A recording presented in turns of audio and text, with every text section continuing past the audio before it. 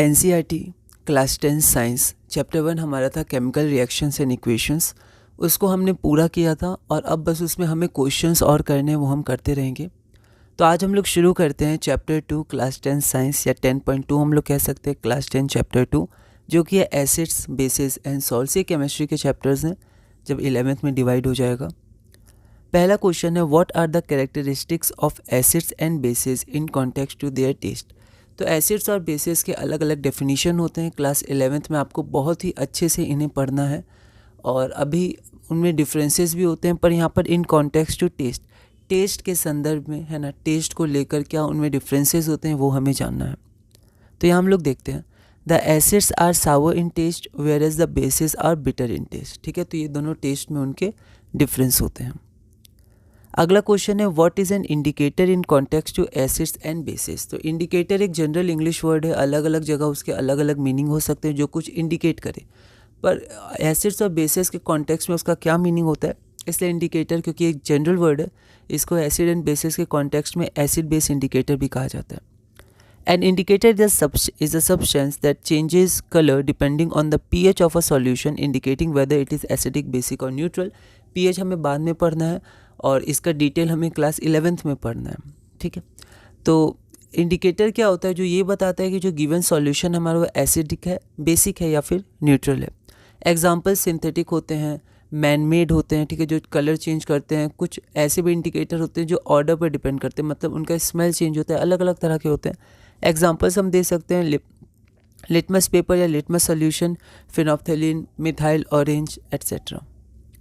अगला क्वेश्चन है what is litmus and litmus paper. तो जो लिटमस पेपर हम लेबोरेटरी में यूज़ करते हैं वो एक्चुअली लिटमस सॉल्यूशन या लिटमस से बनता है। वो लिटमस लाइकेन है ना, इस प्लांट से आता है और उसको जब फिल्टर पेपर में एब्जॉर्व करते हैं तो लिटमस पेपर बनता है। तो हम देख सकते हैं लिटमस और litmus solution is a water soluble purple dye derive from the plants lichens use as an acid base indicator, और एसिड इंडिकेटर हम लोग बोल सकते हैं acid base indicator.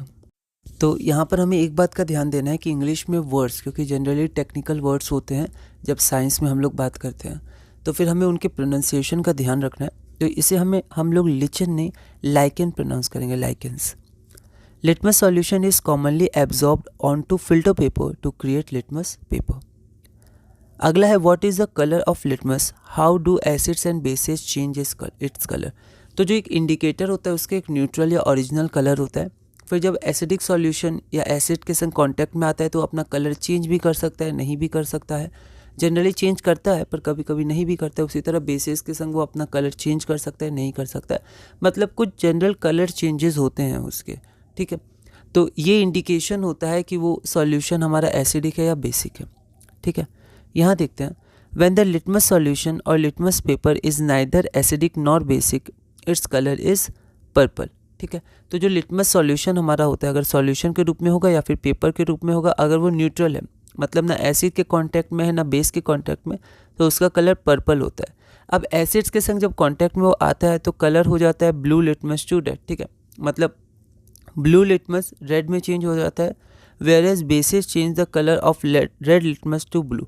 Red litmus आपका ब्लू में चेंज होता है। जनरली पेपर के कॉन्टेक्स्ट में हम लोग बात करते हैं, क्योंकि लेबोरेटरी में जनरली हमारे पास लिटमस पेपर होता है। तो अगर ब्लू लिटमस पेपर रेड बन जाता है तो एसिड, और अगर रेड लिटमस पेपर ब्लू बन जाता है तो हमारा बेस हो जाता है। अब यहाँ पर मैंने कुछ इंडिकेटर्स लिखे हैं और उनका न्यूट्रल कलर क्या है, और एसिडिक सॉल्यूशन में उनका कलर क्या होता है, और बेसिक सॉल्यूशन में उनका कलर क्या होता है। ठीक है, तो जैसे लिटमस से हमने अभी देखा तो न्यूट्रल कलर पर्पल होता है। हम लोग बोलते हैं ब्लू कलर रेड में चेंज होता है, पर अगर न्यूट्रल में भी हम लोग देखें तो पर्पल कलर रेड में चेंज हो जाता है एसिडिक सॉल्यूशन में, और अगर बेसिक सॉल्यूशन है तो पर्पल कलर ब्लू में चेंज हो जाता है। टर्मरिक जो हमारे पास होता है, जिसे हल्दी भी कहते हैं, उसका न्यूट्रल कलर येलो होता है। अगर एसिडिक सॉल्यूशन होता है तो येलो ही रहता है, चेंज नहीं करता है, लेकिन बेसिक सॉल्यूशन के संग जो येलो होता है वो रेड में कन्वर्ट हो जाता है। उसी तरह मिथाइल ऑरेंज सिंथेटिक फाइबर होता है, ये हमारा नेचुरल है, फाइबर नहीं इंडिकेटर। ये दोनों हमारा नेचुरल इंडिकेटर है, लिटमस और टर्मरिक, लेकिन मिथाइल ऑरेंज और फिनोप्थेलिन सिंथेटिक होता है, मैन मेड होता है। मिथाइल ऑरेंज नाम में ऑरेंज है तो आप ध्यान रख सकते हैं न्यूट्रल कलर इसका ऑरेंज होता है।